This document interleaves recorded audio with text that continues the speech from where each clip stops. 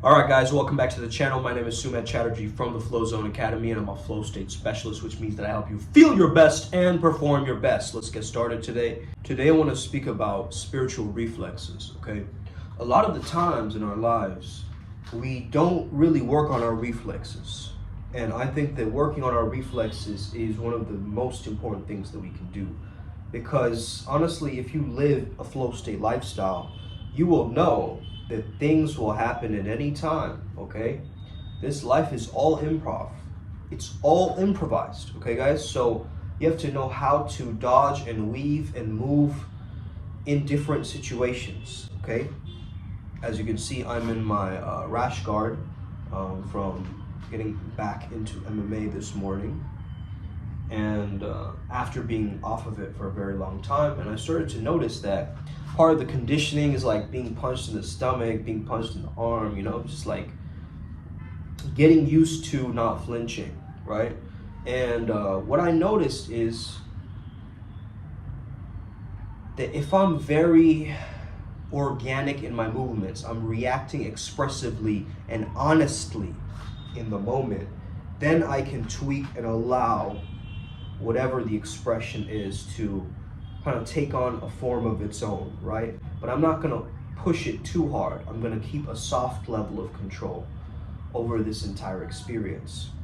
It's almost like you're the riverbank and she is the river, right?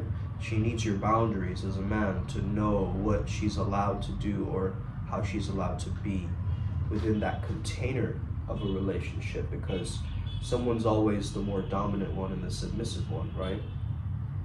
And other people will argue with me in terms of this polarity science, but it makes perfect sense that you have someone who's more masculine and you have someone who is more feminine, even in different, you know, bisexual or gay relationships. They have the same thing, right? It's just a different dynamic. We in the chamber of gods right now, okay? Let's get it. Spiritual reflexes are reflexes in terms of the spiritual world, okay? So the metaphysics of it all, understanding that there's something going on etherically behind the scenes, energetically behind the scenes, that might be keeping you stuck.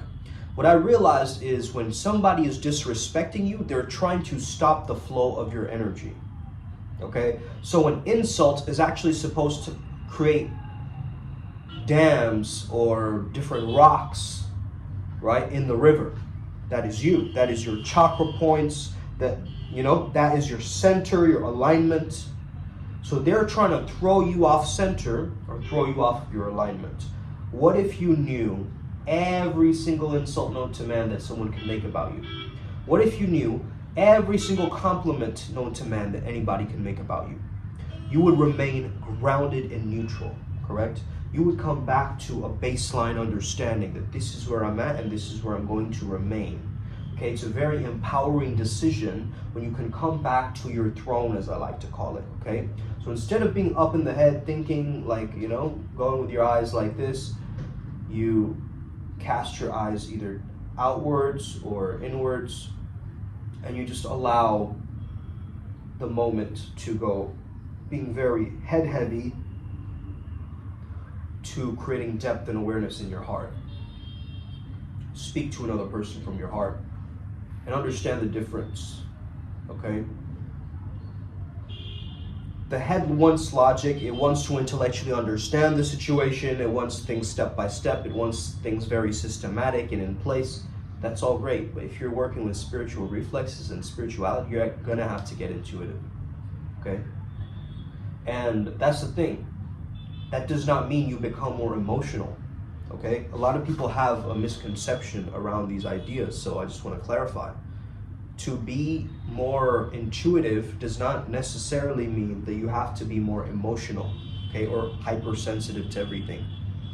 Intuition is a skill set that can be trained, and you can learn it. And sometimes there's random occurrences that even spark or give you more insight. For instance, we were close to a lot of lightning and thunder, okay, in Costa Rica. It almost came very near us, like inches away from us, okay? And so we understood that, you know, lightning is oftentimes connected to getting psychic senses or insights. There's something about being in nature that allows, these different things to happen, to gravitationally allow you to get to a specific type of reality for yourself, okay?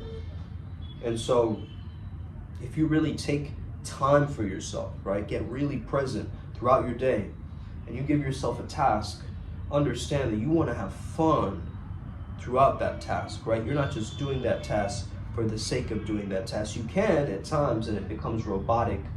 However, the true engagement comes from that spiritual reflex, that ability to take whatever gunk or sabotage or bullshit that the world is giving you and transmute it, transmogrify it, enhance it, make it seem better, okay? Look at it from a newer perspective and perception, okay? That is how I could sum up a lot of ways that you can bypass a lot of complications of social psych, right? Is just simply understanding that once you change your perspective, you change your reality. Let's keep it simple, okay? Now, a lot of the studies in social psychology are mostly like, I don't know, like twin studies, rat studies.